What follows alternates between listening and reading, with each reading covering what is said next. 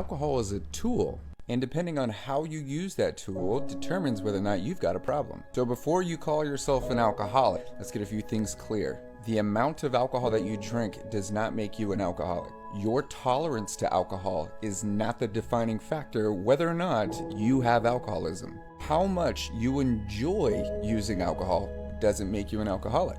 How often you drink is also not a determining factor.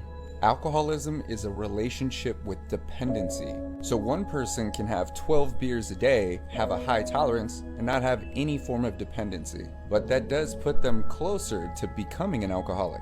Another person may just have a couple drinks after work, but they have to have that alcohol. That dependency is their level of alcoholism. Healthy people without a dependency can literally drink every single day of their life and never become an alcoholic. Relying on alcohol and depending on alcohol are very different.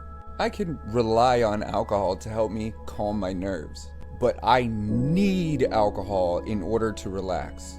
Very different. So the more dependent you are on the amount of alcohol that you consume puts you higher up on the alcohol use disorder spectrum. The higher up on the spectrum you are, the closer you are to being a full-blown addict. A real alcoholic has a physical and an emotional dependency to the poison. But just because you don't have one doesn't mean you're not preparing to have one. Drink like you care about tomorrow.